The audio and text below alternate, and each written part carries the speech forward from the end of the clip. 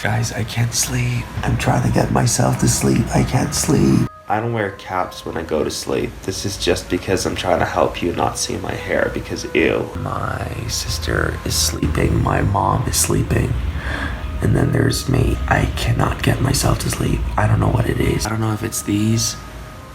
Why do I have these right next to my bed? Who the frick does that? I have a light turned on. Literally, Jesus is behind that chair. Nice, right? It's not creepy at all. But you know what's creepy? It's technically Halloween. It's the 29th of October, isn't it? Or is it the 30th? I don't know what night this is, honestly. What time is it? Does it count as the 30th? Let's just go with that. 31st. Move on. Oh my god, let's make it worse. Yeah, let's not sleep together. You can't sleep either. What? You're watching a video about someone who can't sleep because you can't sleep. Oh my god, I have a great idea. It's almost Halloween. Let's make it feel like Halloween. Alright, let's read some scary stuff. Oh my god, this is gonna be great. What do you feel like? Ghost stories? I don't think I'm gonna sleep tonight. That's the point. Let's start off with the abandoned asylum. Me and some friends went to an abandoned asylum. At night, not really expecting much. We busted in one of the boarded up windows, so you shouldn't do that. And when we were inside, we all heard talking. Well, it's not really abandoned now, is it? We figured other people were there, so we followed the sound.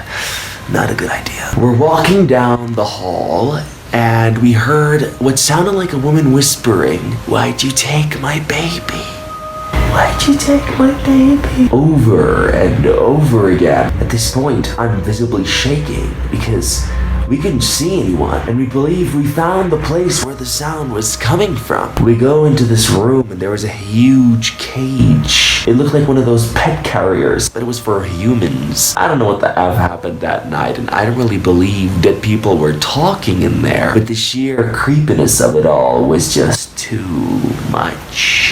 Okay, that didn't scare me that much. Am I right? Not that much. This actually happened to a friend of mine, not me, the person. Okay, Jesus, I don't know people who know this kind of ish. No. She used to live in an entirely different town when she was younger, and her closet had this strange door in the back of it. In the back of the closet. That's not okay. I just checked my closet and it's open.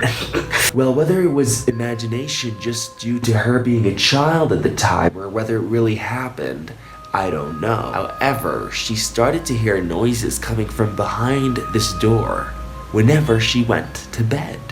Like right now, us. She told me that several times she tried telling her parents that she was hearing these noises, but they never believed her. So time goes by. And one day, her parents get a call from the police because they just arrested a homeless man. This wasn't any homeless man, though. This homeless man was living in some sort of tunnel that goes straight to that door in the back of her closet. So every once in a while, for whatever reason, this man would come through that door and watch my friend sleep. I don't know about y'all, but that was creepy. My gran was in a local town doing her shopping and running various errands. On her way home, she met one of her neighbors out doing their gardening. She stopped, asked how they were. They had a chat, and Gran came home. When she got in my granddad, what? Why'd your grandma get in your granddad? That is weird and really awkwardly, like, not appropriate. Sorry, I'm really high. You know, it happens when it's 3 a.m. It's not even 3 a.m. Anyway. Oh my god, what was that? Did you hear that noise? Did I drop something? My friend came home from school one day to find her house had been broken into. She decided to go inside, and look around while she called her mom. She was done looking at the second floor when she made for the stairs. Her mom convinced her to go outside and wait for the police, who she had called. Later on, the police asked the family if they owned a crowbar. They said they didn't. They then said it looks like the offender was still in the house when she got home, and they were waiting at the top of the stairs with a crowbar, which they stupidly left behind when they fled. You came home, you saw the door was opened. You, being the wannabe hero genius you think you are, decided to walk into a broken into house. You investigate for some mysterious reason, without even thinking that maybe someone was already in the house. Before you go up the stairs, your mom calls, tells you to get out, and just in time, because up those stairs, someone was waiting upstairs. The intruder holding a crowbar. Jesus. What about this one? My high school teacher attended Central Washington University in the early 1970s. She and her best friend, Susan Rancourt, were leaving the library late at night to go to the movie. Susan was offering a carpool together on the way out when they were approached by a guy with a broken arm trying to carry a diorama of some sort. I don't know what that is. He asked for some assistance, and they were both young ladies, you know, carpooling together. This guy with a broken hand wanted their help, so they were like, yeah, sure, they gladly agreed. But my teacher had left one of her books in the library, so she just told her, give me a second. She told Susan, I'll be right back. She went back to the library while Susan was with the guy with the broken arm, and that was the last she saw of Susan, her best friend. The last she saw of Susan was her smiling face as she graciously helped this man into his Beetle, his car, right after Susan was reported missing, and it turns out that she was abducted and murdered by a Ted Bundy. I want to check if this is a real story. Give me a real quick second, you guys. Are you ready? I'm gonna click search.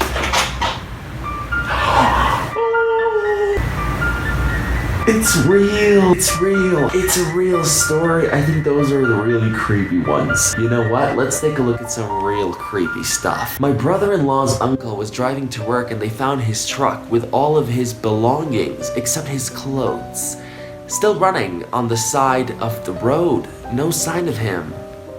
He was just gone. That is the scariest thing. Imagine just a missing person, just missing, just like that. What about this? This is a real case, guys. It's called the Brandon Lawson case. I don't know if you've heard about it, but around 2 a.m., Brandon Lawson was in a field in Texas when he called 911. In the call, it's hard to hear what he says, but he sounds distressed and panicked. He cuts off, and that was the last he was heard of. His brother said he called him after, but he was yet to be found. It sounds like it said, what? He ran into something and mentions he was being chased in the woods. Somewhere else, someone edited the audio and it sounds like gunshots in the background of the call. Allegedly, at minute 1:03, you can barely hear a faint, help me. Why was he in the woods at 2 a.m.? Can you imagine? Holy shit, there's a creepy man outside and he's looking right at me. Hey boo, what up? You see, my problem is that I don't have curtains, and I can never get myself to buy some. And I looked and he's like, oops. Okay, for me, the creepiest is the disappearance of a Canadian boy named Michael Donaghy. Then, aged only 4, he vanished from a school playground. Well, not a playground, with his parents close by. But there were no witnesses. Just like that, a kid disappears right in front of his parents. No witnesses. Jesus. Thank God we're all in our beds, safe and sound for now. I'm just kidding, guys. Hopefully nothing's gonna happen. I mean, the worst that can happen in my case is an earthquake, honestly. That's just what I really freak out about. But Sarah and Jacob Hoggle, brother and sister, their mother took them somewhere safe and has never told anyone where that was or what happened. She apparently has paranoid schizophrenia and is not competent to stand trial. She's insane. And she hid her children somewhere and nobody knows where. My would-be aunt was abducted and presumably murdered when she was a young girl, only 7 years old. The primary suspect was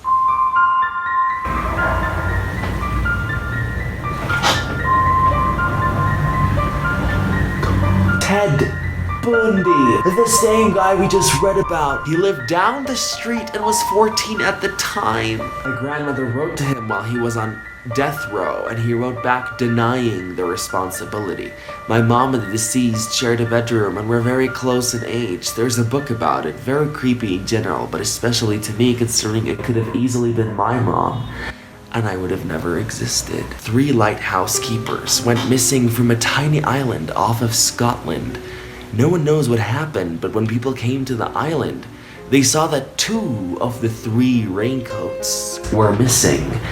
A meal was left half-eaten and a chair was knocked over on the ground. When they checked the diary of one of the lighthouse keepers, it talked about a violent storm and how the other 2 life keepers... Did I say life keepers? It's talking about how the other 2 lighthouse keepers were acting really strange and that there was a storm, a very violent storm. What's creepy is that there never was a storm in the region, even though the diary said there was, and all 3 lighthouse keepers were never found. Oh God, guys.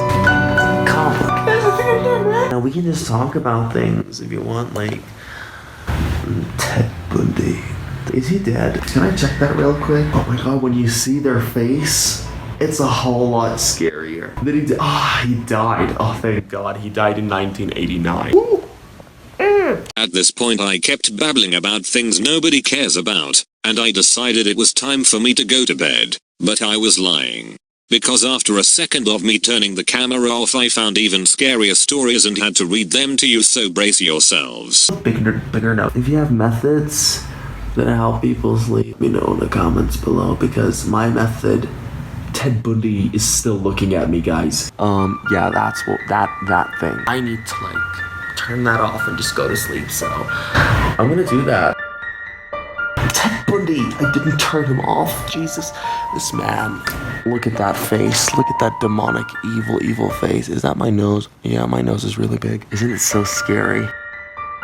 Sorry guys, but these are too good to miss. I thought I was done. I'm not. There's a lot more and I just couldn't sleep. So I think we should definitely listen to this. This story is about a man who checked into a hotel for a few nights. As the woman at the front desk handed him over the key to his room, she told him that there was a room on the way to his that had no number and that it was always locked and used for storage purposes. She warned him to stay away from that room without asking any questions. The man, obviously intrigued, went straight to his room silently. He did spot the locked room on his way, but he ignored it. But by the second night, his curiosity grew deeper and he decided to peep through the keyhole of the locked room. Oh no. From the keyhole,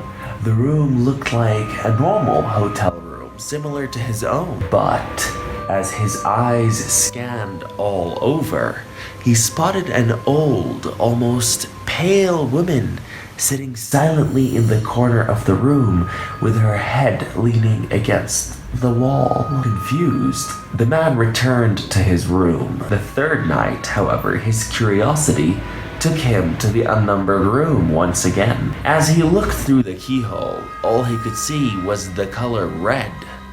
A very deep, dark shade of red. Maybe the woman had suspected that someone was spying on her, so she might have blocked the keyhole. The man decided to inquire about the room from the woman at the front desk. She let out a big sigh and asked him, did he peep through the keyhole? After he confirmed it, she decided to tell him the whole story. Many years ago, a man murdered his wife in the same room, and her ghost now haunts it. Her ghost had been described as a very pale ghost, except for the eyes, which were bloodshot red. Do you know what that means? When he looked through the keyhole the third time, he was looking straight into her eyes. This is another story that is about a children's show that happens to be a really scary, creepy little show that aired during the wartime of Lebanon. Because a photographer who had once watched this show decided to find out more about his childhood memories because something seemed very off about this show. Something was strange about it. From what he recalls from the show, he remembers half of it relying on very graphic imagery and scare tactics that were supposed to keep children from misbehaving. He always thought that the show was aimed towards towards keeping children in check from their bad habits, as there was always this moral at the end of every episode that would come up that says, bad kids stay up late. Oh, that's us. Bad kids steal food from the fridge at night. Bad kids don't listen to their parents. But there was one thing the photographer always remembered about the show, and that was the way it ended. The same way every single time. The closing scene of every single episode was that the camera would slowly zoom into an old rusted iron door, and as it got closer to the door, one could hear screams. And as the camera got closer, the screaming would get louder and fiercer. And when the screaming couldn't get any worse, a text would pop up on the screen in red that said, "That's where the bad kids go." And then the episode would end. So the photographer was so confused about all this, he set out on a quest to maybe hopefully find this iron door. Luckily, he somehow managed to track down the studio where the show was filmed. Now, the place looked like it had been abandoned for ages, and there, among the ruins, was the rusted door. The same door that would show up at the end of every single episode of that creepy children's show. He then discovered that beyond the door was a very small room covered with traces of blood, feces, and bone. What scared him to death was a small microphone that hung from the ceiling in the middle of this room. Alright, so listen to this. This is part of the really deep dark web. This is a story with a chain letter that urges people to visit a site with a certain name that I'm not going to mention because I don't want people to look for this site. But as intriguing as it may sound, the title of the website was catchy and it got many people to visit it. Now, many people were disappointed when they got to the website. They were like, what is this? It's just a bunch of text, you know? However, some people who were curious enough looked at that text and studied it well and realized it was a bunch of links. Links to videos that happened to be the most disturbing videos ever. So people were so shocked by it that they went over to some forums to discuss these videos, and they wanted to talk about them and ask questions like, what is this? One of the videos was called peanuts.avi, you know, those AVI files, like an MP4 file. This video showed a man, a woman, and a dog in a kitchen. The woman would prepare a peanut butter sandwich, which the man would then give to the dog. And this went on for an entire hour. Repeatedly making the sandwich, giving it to the man giving it to the dog. Again, another sandwich, man, dog. The videos would later start getting worse. There was one named Jimbo.avi. It featured an obese mime performing for 5 minutes. It was normal for the whole video except the last 30 seconds, which showed the mime sobbing quietly with his mime outfit and makeup still on. Another video on that same website by the name of Stumps.avi showed a man with no legs attempting to breakdance for 5 minutes in the same kitchen shown in the Peanuts video, but much dirtier the kitchen was. The man at one point collapses out of exhaustion and begs someone who is off the screen, as in behind the camera, if he could stop. He wants to take some rest, but the off-screen person behind the camera yells at the limbless man to keep dancing, which he does. The video ends with the off-screen man screaming at the top of his voice. Then there's another video that started getting really creepy, and I don't know if I should say it. In fact, this video was the second creepiest, because the real creepy is extremely messed up. You know what, we're not gonna talk about it because I literally feel every hair on my entire body pointing up to the sky. Last story, or too much?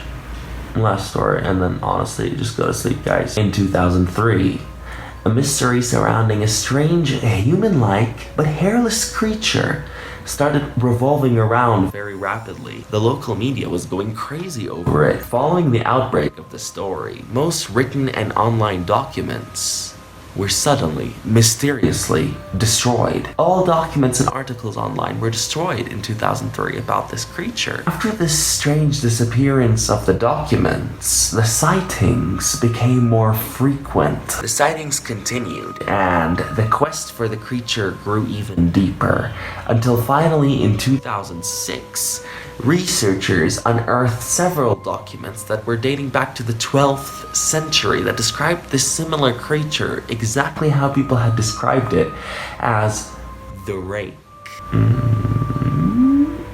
And it was astonishingly similar to the ones that people were citing. But the document that stood out from the rest was a sighting described by a woman, and the following is the summary of this woman's sighting. It's gonna get creepy. One night, a woman awoke suddenly in the middle of the night and started waking up her husband. When he finally woke up, she apologized. When her husband turned his head to look at her, he suddenly grabbed her tight and started panting vigorously. At the foot of their bed, sitting with his back towards them, was the famed creature, with its back looking like a hairless dog. While the couple were still coping with what they saw, the creature suddenly sprung up the bed and stared at the husband for a while, sitting just an inch away from his face. Panting vigorously, they froze. They did nothing. What could they do? They were scared. The creature then dashed towards the children's room in a matter of seconds. The couple ran behind him in fear of what was going to happen, but before they could reach the children's room, it was too late. The couple found their children mutilated and close to death. Her final words were, "He is the rake." And as mysteriously as he appeared, he disappeared into the wilderness. Good night and sweet dreams.